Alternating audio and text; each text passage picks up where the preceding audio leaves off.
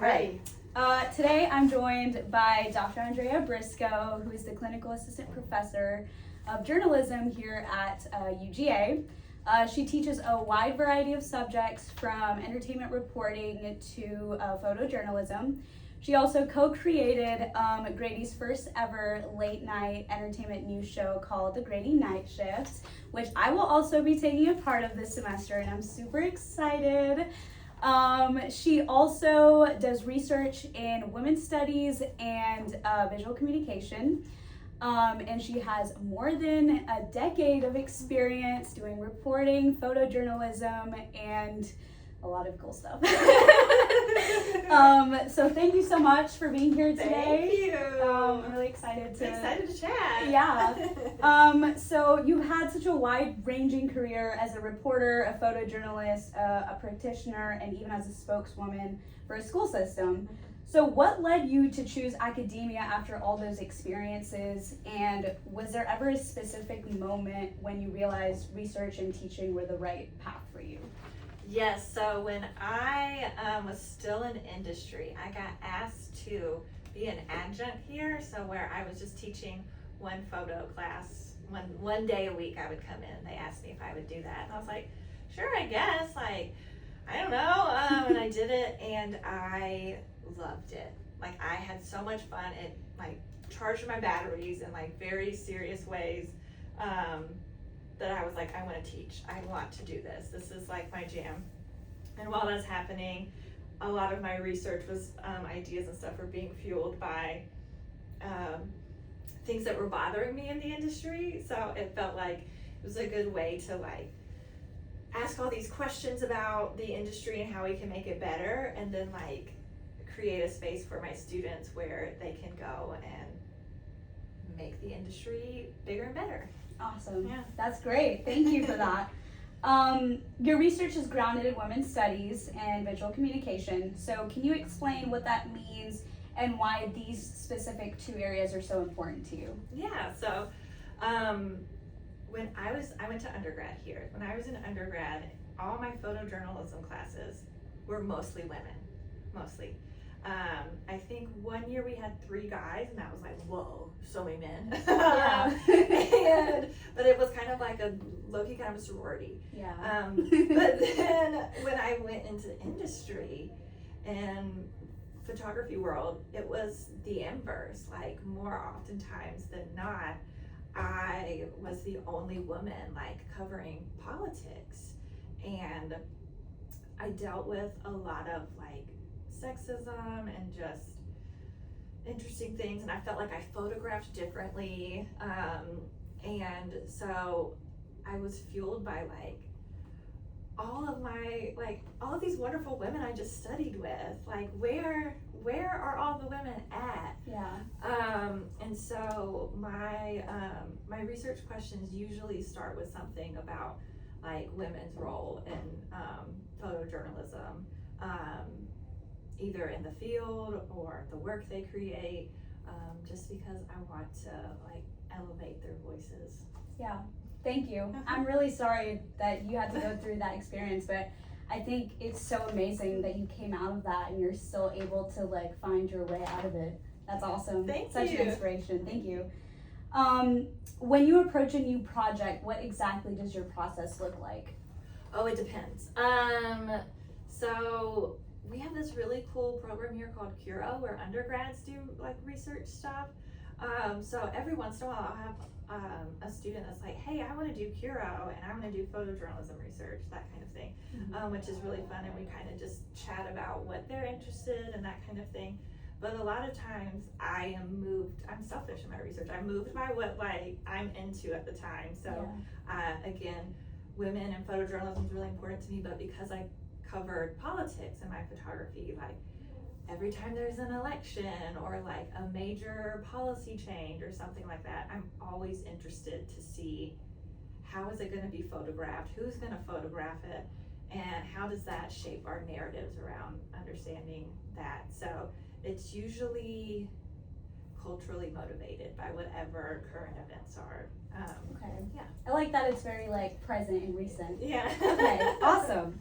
Are there any specific like theoretical frameworks that you often use in your work on visual communication specifically and women's studies? So I use a lot of feminist theory. So looking at understanding what's gender, what does that mean? How do we not operationalize it, but like how do we study it? How does that matter? So different feminist theories I use, but then I also oftentimes use the Circuit of Culture, which is by Stuart Hall, but it's in the critical cultural space. I just really like that because it shows to me like the connectedness of who owns media, who works for media, who's consuming media, all of these things and how they all tie back to each other. So that's the one I use a lot. That's really cool. I like that. I should probably use that too. Why do these resonate with you? And even more specifically, do your students ever directly influence your research questions or your projects? I mean, ultimately, yes, because I want my students to be in a better working environment, right? So the things that they're struggling with or the situations they find themselves in, like that's motivating to like, you know, when we have elections around here, they're like, oh, you know, I was covering next to all of these, you know, like grown men and I felt this way or they said this. It's just a continuous reminder of like, this is why I would do this research and this is why it matters. So students are always informing it. And again, if they want to do like a Curo something, right? I did one research project on how like sororities presented themselves visually on Instagram, and that's because that's what that student was like really interested in. But it was a really cool way for me to look at that because I'm not spending time looking at the Instagrams of sororities, but like it impacts their day to day and like how they view this campus and the community in this campus. So that's kind of cool. Yeah, it is. And I can tell you, the research that you're doing is so like relatable because I feel like a lot of people go through that. A lot of women go through that, and it's like nobody says it out loud. But I'm so glad that you're able to put that out. Yeah. What are some of the projects or big questions that you're hoping to tackle in the near future? So for funsies right now, I'm working on a paper about Taylor Swift and how I love that. How you could like use Taylor Swift to teach media literacy. Yeah. Because like the Easter eggs of it all, the like numerology, she uses all these things actually align with some of the patterns that like not so great people do to like spread misinformation. But I'm a Taylor Swift fan, so I love consuming it. I eat it up. And so I think it's a great, so I'm working on that, like Taylor Swift's media literacy through a Taylor Swift lens. I love that. And we know when I'm about to release this posting, everybody's gonna agree that they love Taylor Swift. And we're so glad she just got engaged as well. I'm so happy. I was waiting for that news. I'm so happy. But we also, I did a paper one time on like who photographed the last like governors and Senate race. I would like to redo that again for the new one just to see, are we actually hiring more women and people of color to like photograph these elections, or are we still in the funk from like 4 years ago of that? So that's really cool. Yeah, I'm excited. Thanks. Where do you see the field of visual communication research going, especially because media and culture is changing so rapidly? I mean, I think there's about to be a huge emphasis on AI, right? Yeah. And how those AI images are impacting all sorts of things. As a photojournalist by like training and teacher, I don't even like a stock photo. Like I want my students and I want the news that I'm consuming to be about like in person, and these people build relationships and they're telling like authentic stories through their lens, and with AI that like takes the human and the truth out of it in many ways. And so I think there will be a lot of energy spent there, but you know, with all sorts of things going on in our political climate. There's tons of questions to ask about free press and visual creators in that as well. So who knows? Yeah, I'm really excited to see how it will all go about with the new AI stuff coming out too. Yeah. All right, well, last question. Okay. So sad. What advice would you give students who want to pursue research or journalism in a way that makes an impact, whether that's through storytelling, culture, or visual work? Oh wow.